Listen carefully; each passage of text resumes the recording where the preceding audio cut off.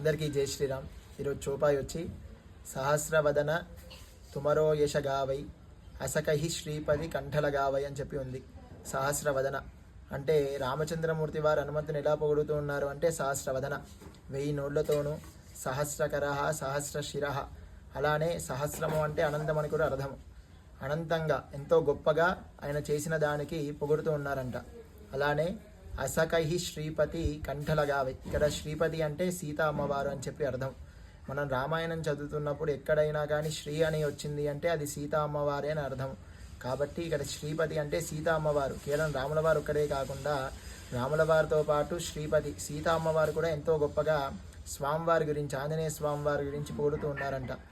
అలానే మనకి రామాయణంలో ఇలా ఏమని చెప్పబడింది అంటే రామ అంటే కేవలం రాముడినే మనం పూజించినట్టు, శ్రీరామ అంటే సీతారాములు, రాముడితో పాటు సీతా అమ్మవారిని కూడా పూజించిన ఫలితం వస్తుంది అని అర్థము.